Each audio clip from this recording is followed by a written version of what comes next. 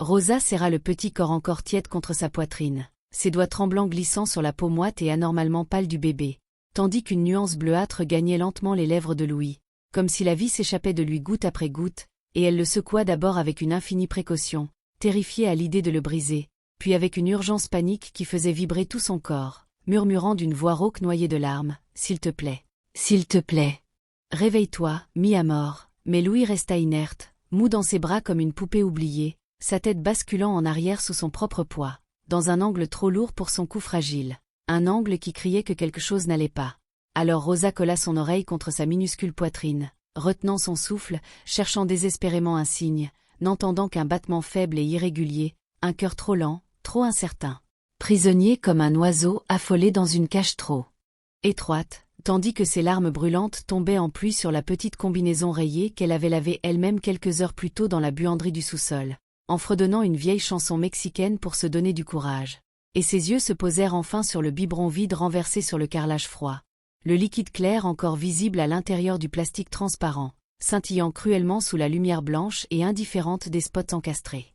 Éléonore avait tenu ce flacon avec ses ongles impeccables, vernis d'un rouge vif et brillant qui contrastait avec la pâleur de la cuisine. Elle l'avait versé dans le biberon avec une indifférence glaciale, comme si elle assaisonnait une salade insignifiante, sans même un regard pour le bébé qui agitait faiblement les bras dans son transat. Rosa était restée figée sur place, paralysée par un tourbillon de terreur, la peur viscérale de perdre ce travail qui envoyait de l'argent à ses enfants, et la terreur absolue de voir un innocent mourir sous ses yeux. Maintenant, assise sur le sol glacé de la vaste cuisine du manoir des Champs, avec ses plans de travail en marbre veiné et ses armoires laquées blanches, Rosa berçait la preuve vivante de sa propre lâcheté, un poids qui lui écrasait la poitrine plus que le corps inerte de Louis. 6 mois plus tôt, lorsqu'elle avait sonné à la lourde porte d'entrée en chêne massif de cette imposante maison victorienne, entourée de haies parfaitement taillées et d'un jardin à l'anglaise impeccable, ses mains tremblaient tout autant. Elle arrivait directement de la gare routière, traînant une petite valise usée au coin renforcé de rubans adhésifs, et serrant dans sa poche une lettre de recommandation falsifiée par une connaissance lointaine à Guadalajara. Rosa Martin, 38 ans, sans papier en règle, avec un anglais hésitant teinté d'un accent roulant, mais porté par l'amour farouche pour ses 2 enfants qui l'attendaient de l'autre côté de la frontière, dans une petite maison aux murs en parpaing. Gabriel, son fils aîné de 8 ans, avait les yeux fatigués à force de plisser pour lire sans ses nouvelles lunettes dont le prix équivalait à un mois de loyer. Clara, sa petite fille de 5 ans, mouillait encore son lit toutes les nuits depuis que Rosa était partie, un chagrin muet qu'elle exprimait dans ses dessins maladroits envoyés par la poste. L'agence d'intérim, une petite bureau enfumée dans un quartier populaire, l'avait briefée avec sévérité. Les Deschamps paient grassement, mais madame est exigeante au possible. Ne posez jamais de questions. Ne la regardez surtout pas dans les yeux. Soyez invisible, comme un fantôme. Rosa savait exceller dans l'art d'être invisible. C'était une compétence forgée dans la douleur. Elle l'avait apprise lors de cette traversée infernale du désert sonorien, guidée par un passeur sans scrupules qui avait réclamé 5 000 $ économisés penny par penny, pour finalement l'abandonner presque à la mort, assoiffée sous un soleil impitoyable, rampant parmi les cactus et les squelettes blanchis. Elle l'avait perfectionné en nettoyant les salles de bain crasseuses de motels bon marché le long de la route 10, en dormant sur des canapés prêtés par des cousins éloignés, en renvoyant chaque centime gagné à Guadalajara via Western Union, en cachant ses larmes lors des appels rares et coûteux.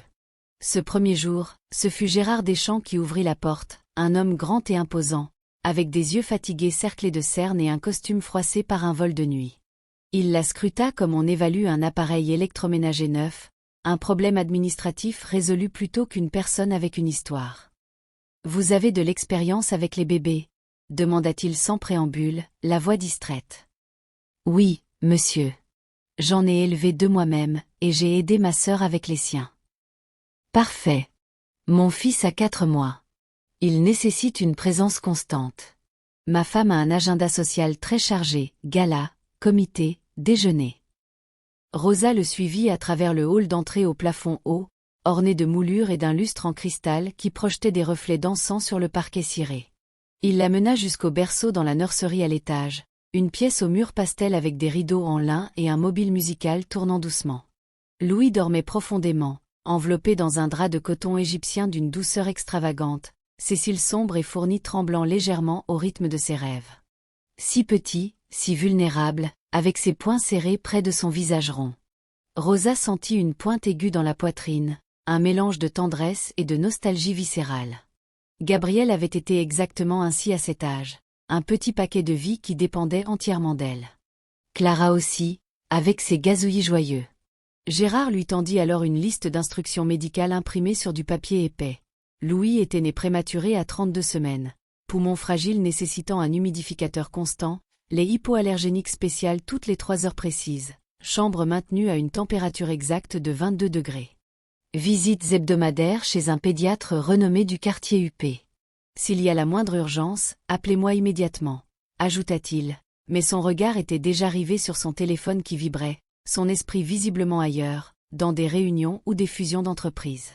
Rosa accepta le salaire de 1200 $ par semaine, versé en liquide dans une enveloppe Kraft, sans question sur ses papiers, sans contrat écrit, sans cotisation sociale. Juste elle, le bébé, et cette femme aux ongles rouges qui avait épousé Gérard Deschamps seulement 6 mois après le décès de sa première épouse, emportée par un cancer fulgurant du pancréas. Éléonore Deschamps, une ancienne mannequin reconvertie dans les relations publiques, avec un sourire poli qui ne montait jamais jusqu'aux yeux. Rosa avait rapidement décrypté qu'Éléonore n'aimait pas Louis, pas même un peu. Ce n'était pas une haine explosive, avec cris ou gifles, c'était une indifférence toxique, plus insidieuse. Éléonore oubliait systématiquement de demander si le bébé avait été nourri ou changé. Elle partait pour des après-midi entiers de shopping ou de spa, laissant s'accumuler les couches sales dans la poubelle spéciale jusqu'à ce que l'odeur envahisse la nurserie. Elle fermait brutalement la porte de la chambre quand Louis pleurait la nuit, prétextant un besoin de sommeil pour ses migraines. C'est précisément pour cela que nous avons engagé une employée, avait-elle lâché un jour, sans détourner les yeux du miroir en pied où elle ajustait son rouge à lèvres carmin. Rosa avalait sa rage comme une pilule amère, pressait Louis contre sa poitrine généreuse et lui murmurait en espagnol les berceuses ancestrales qu'elle chantait à Gabrielle et Clara lors de leurs appels vidéo hebdomadaires, tard le soir quand le manoir était endormi. Des chansons sur les étoiles et les rivières de Guadalajara, pour que Louis sente un peu d'amour maternel dans ce monde froid. Maintenant, avec Louis mourant lentement dans ses bras, la respiration sifflante et superficielle, Rosa devait choisir, rester invisible, une ombre salariée, ou devenir humaine, avec tous les risques que cela impliquait. Ses yeux se posèrent sur le téléphone dernier cri d'Éléonore, posé négligemment sur le plan de travail en marbre froid, écran allumé sur une notification de réseaux sociaux. Ses mains, qui tremblaient encore une minute plus tôt, cessèrent soudain. Une résolution froide et cristalline s'installa en elle, comme une armure forgée dans le désespoir. Rosa déposa délicatement Louis sur le vaste canapé en cuir du salon adjacent, entouré de coussins décoratifs hors de prix, et courut vers le téléphone. Ses doigts, calleux du travail manuel, composèrent le numéro de Gérard avec une précision fébrile. L'appel tomba dans le vide 3 fois, chaque sonnerie résonnant comme un coup de poignard dans la poitrine de Rosa. Elle rappela avec une force qui fit craquer légèrement l'écran sous la sueur de ses paumes. Ses yeux ne quittaient pas Louis, allongé là, si immobile qu'il ressemblait à une poupée de chiffon oubliée, sa poitrine se soulevant à peine, comme si son corps luttait pour se souvenir comment respirer. « Allez, allez, allez » chuchota-t-elle en espagnol, la voix entrecoupée de sanglots étouffés. Enfin, un déclic. Un silence pesant. Puis la voix grave et impatiente de Gérard Deschamps, teintée du bruit de fond d'un aéroport bondé. Annonce en fond, valise à roulettes, voix lointaine. « Allô » Rosa ouvrit la bouche, mais les mots se coincèrent dans sa gorge sèche, comme des éclats de verre. Comment expliquer l'inexplicable? Comment convaincre cet homme distant que sa seconde épouse venait d'empoisonner son propre beau-fils avec un sirop pour adulte? « Allô, qui est à l'appareil » répéta-t-il, l'irritation perçant déjà dans son ton fatigué. « Monsieur Deschamps » força Rosa, sa voix tremblante et désespérée, l'accent plus prononcé sous le stress. « C'est Rosa, l'employée qui s'occupe de Louis. » Une pause lourde. Elle entendit le brouhaha de l'aéroport s'estomper, comme s'il s'isolait. « Rosa? Pourquoi appelez-vous du téléphone d'Éléonore? Il y a un problème. » « Votre fils. Louis ne va pas bien du tout, monsieur. » Les mots sortirent hachés, entrecoupés de hoquets. « Il ne se réveille pas. Je crois qu'il a besoin d'aller à l'hôpital immédiatement. » « Comment ça, il ne se réveille pas. Il allait parfaitement bien hier soir quand j'ai eu Éléonore en visio. Rosa ferma les yeux, visualisant la scène. Elle pouvait mentir maintenant, minimiser, dire que c'était une simple sieste profonde, que le bébé était juste épuisé par une poussée dentaire. Elle pouvait raccrocher, effacer l'appel, et laisser le destin suivre son cours tragique. Éléonore rentrerait triomphante, découvrirait un corps sans vie, et accuserait peut-être une erreur médicale ou un accident domestique. Rosa resterait une témoin muette, une survivante de plus. Mais quand elle rouvrit les yeux et vit ce petit visage livide, ses lèvres entr'ouvertes sur un souffle faible, ses menottes crispées et immobiles, une digue intérieure se rompit.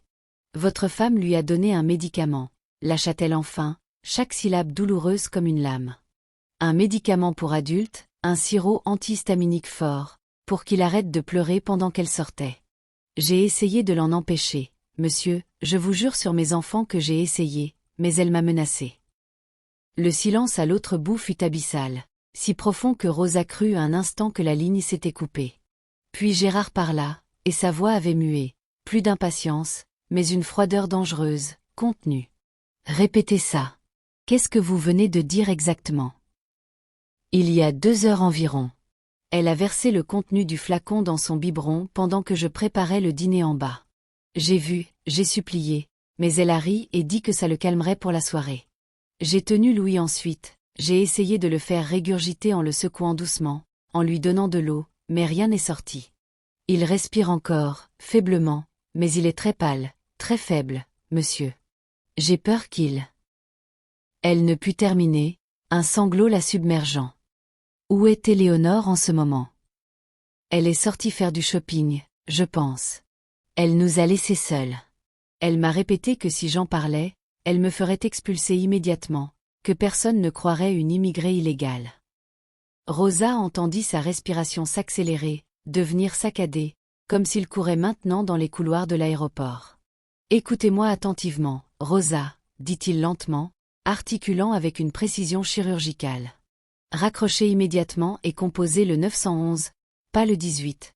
Aux États-Unis, c'est le 911 pour les urgences. Dites que c'est une urgence pédiatrique vitale, qu'un bébé de 10 mois est inconscient et présente des signes d'intoxication. Ils enverront une ambulance dans la minute. Vous avez bien compris. Oui, monsieur, répondit-elle, la voix plus stable soudain. Une pause brève. Merci, Rosa, ajouta Gérard d'une voix étrangement douce, presque brisée. Merci de m'avoir appelé. Merci de ne pas avoir laissé mon fils mourir seul dans cette maison. La ligne se coupa. Rosa resta figée un instant, serrant le téléphone contre sa poitrine comme un talisman, sentant son propre cœur marteler furieusement. Elle venait de franchir une ligne invisible, rouge et brûlante. Éléonore reviendrait bientôt, découvrirait tout, et sa vengeance serait impitoyable. Mais Louis respirait encore, faiblement. Rosa inspira profondément, composa le 911, et attendit la connexion. Une tonalité. 2. 3. 911, quelle est votre urgence? Répondit une voix féminine calme et professionnelle. Mon bébé, commença Rosa dans un anglais hésitant, les larmes coulant librement maintenant sur ses joues. Mon bébé ne se réveille pas. Il a 10 mois, il a bu quelque chose de mauvais, s'il vous plaît, venez vite. Elle donna l'adresse complète du manoir, répondit aux questions précises de l'opératrice, âge exact, symptômes observés, heure approximative de l'ingestion, tentative de premier secours. L'opératrice la guida patiemment. Placez-le en position latérale de sécurité, madame. Assurez-vous que ses voies respiratoires sont dégagées. Ouvrez la porte d'entrée pour les secours. Rosa obéit, plaçant Louis sur le côté sur le tapis épais du salon, ouvrant grand la lourde porte d'entrée sur le crépuscule naissant. Puis elle s'assit par terre à côté de lui, prit sa petite main froide et moite dans la sienne, et attendit, murmurant des prières en espagnol à la Vierge de Guadalupe. Dehors, le ciel s'assombrissait lentement, les lumières automatiques du manoir s'allumant une à une, reflétées dans les vitres comme des yeux vigilants observant la scène. Rosa savait qu'elle venait de signer son propre arrêt de mort professionnelle, peut-être plus. Mais pour la première fois depuis si longs mois, elle ne se sentait plus comme une ombre. Elle se sentait profondément, douloureusement humaine. Les sirènes déchirèrent soudain le silence feutré du quartier résidentiel huppé. un son strident qui semblait profaner la quiétude des pelouses impeccables et des SUVs garés dans les allées. Rosa vit les rideaux frémir aux fenêtres des maisons voisines, des visages pâles et curieux se pressant contre les vitres en bail, essayant de comprendre pourquoi une ambulance osait troubler la paix du manoir des Champs. Les paramédics descendirent avec une efficacité rodée. Un homme d'une quarantaine d'années, barbe poivre et sel, et une femme blonde aux cheveux attachés en queue de cheval stricte. L'homme s'agenouilla immédiatement près de Louis, vérifiant pouls, respiration, pupilles avec des gestes précis et calmes. La femme prépara le matériel, oxygène, moniteur cardiaque, kit d'intoxication. Rosa tenta d'expliquer, mais les mots se bousculaient en un mélange confus d'anglais et d'espagnol, imprégné de panique pure. Il a bu, la madame a mis du médicament, pour dormir. Quel âge exact? Demanda l'homme sans lever les yeux. Dis-moi maintenant. Qu'a-t-il ingéré précisément? Rosa pointa le biberon toujours au sol. La femme le ramassa avec des gants latex, renifla prudemment et fronça les sourcils. Diphénhydramine en haute concentration, probablement du Benadryl adulte. Overdose classique. L'homme leva enfin les yeux vers Rosa, et dans son regard expérimenté, il n'y avait pas de jugement immédiat, mais une reconnaissance lasse, comme s'il avait vu cette scène se répéter dans d'innombrables maisons luxueuses, avec des nounous terrifiés et des secrets de famille empoisonnés. Qui lui a administré ça volontairement? Rosa hésita, la voix d'Éléonore résonnant dans sa tête. À qui croiront-ils, ma petite? À l'épouse légitime ou à l'illégale? Balbutia-t-elle. La vérité, s'il vous plaît, murmura l'homme à voix basse, tout en stabilisant Louis. J'en ai besoin pour choisir le bon antidote.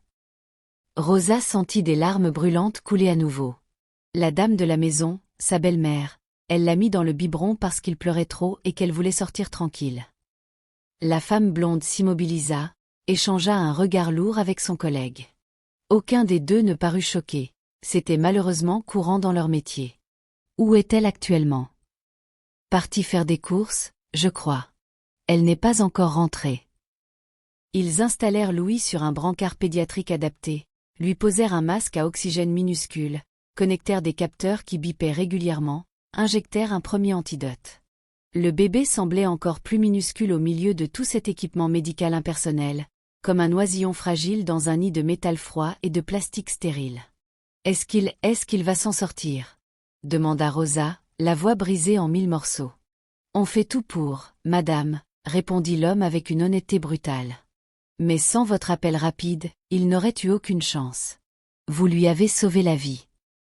Ils emportèrent Louis vers l'ambulance garée en warning, sirène prête à hurler à nouveau. Rosa les suivit instinctivement, mais la femme blonde la retint doucement par le bras. Êtes-vous la mère biologique? Non, je suis la nounou, celle qui le garde à temps plein. Désolé, protocole strict, seuls les parents ou tuteurs légaux peuvent accompagner. Rosa sentit le monde chanceler. Mais s'il vous plaît, je suis tout ce qu'il a eu ces derniers mois. Il me reconnaît, il. L'ambulancière hésita, son regard compatissant effleurant le visage ravagé de Rosa. Je comprends, vraiment. Mais je ne peux pas. Appelez le père, il pourra rejoindre à l'hôpital. Les portes claquèrent, les sirènes reprirent, et l'ambulance disparut au bout de l'allée bordée d'arbres, emportant Louis vers un destin incertain.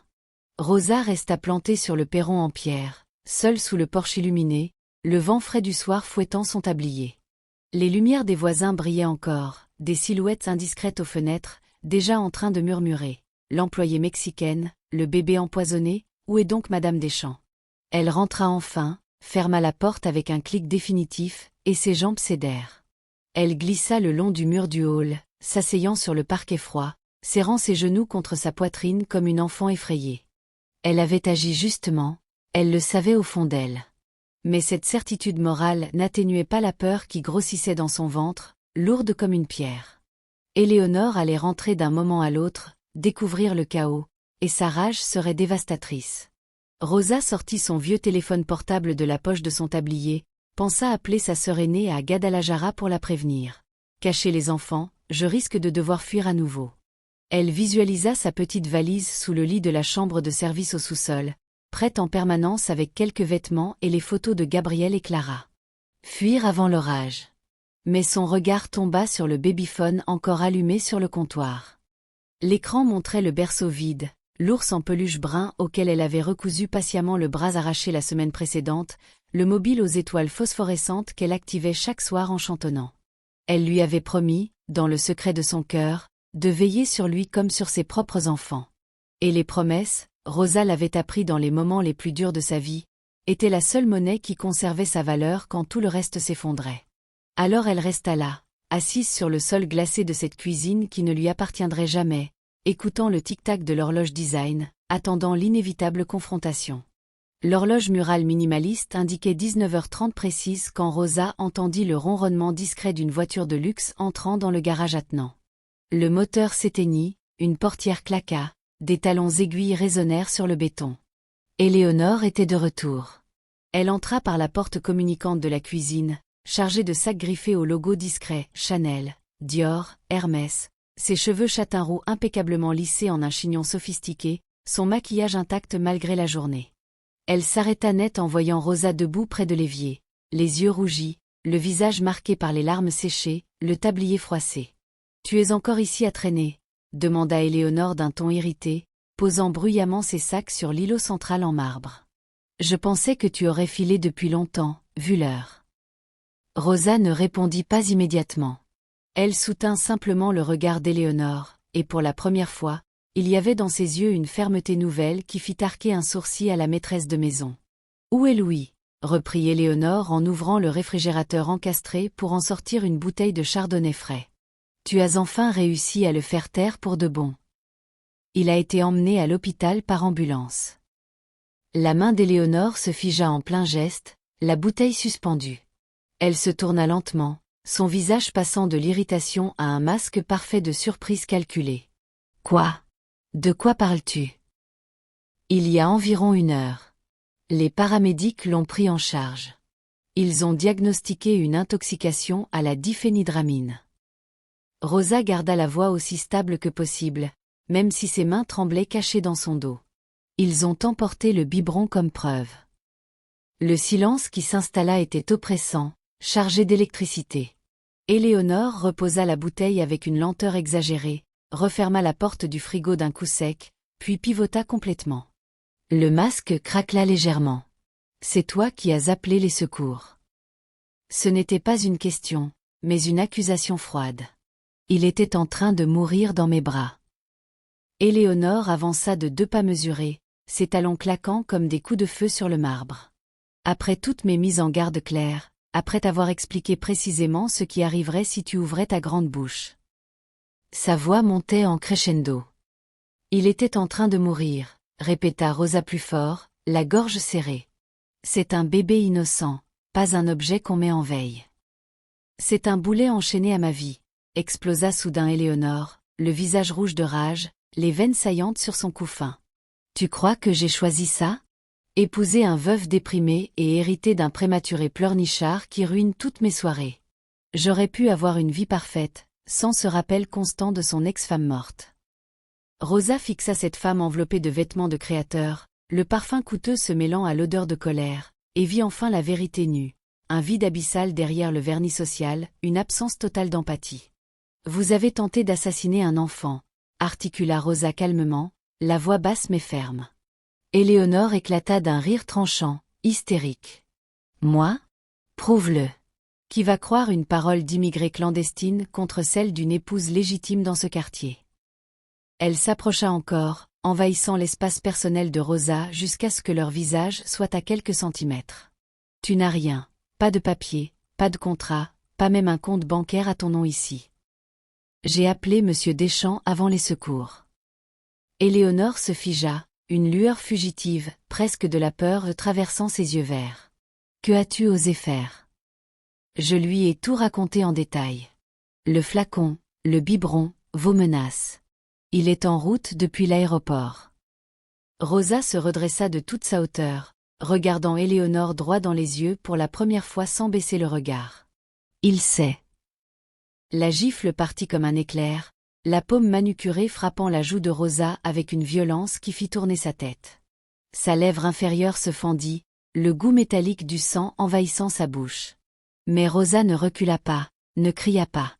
Elle soutint le regard, essuyant calmement le sang du revers de sa main. Éléonore haletait maintenant, les poings serrés, les joues empourprées. Tu viens de ruiner ma vie entière, sale petite.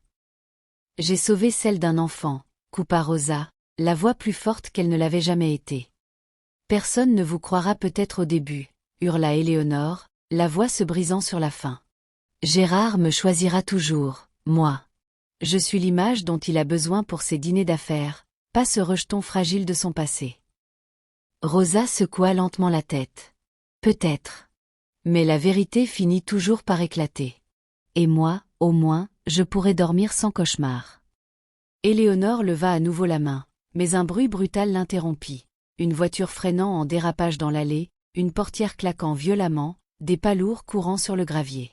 Gérard Deschamps déboula par la porte principale comme une tornade, la veste ouverte, la cravate desserrée, le visage blême et couvert de sueur malgré le froid hivernal naissant. Ses yeux balayèrent la scène, Éléonore rouge de fureur, Rosa la joue marquée et la lèvre ensanglantée. Il s'arrêta, respira profondément, puis fixa son épouse.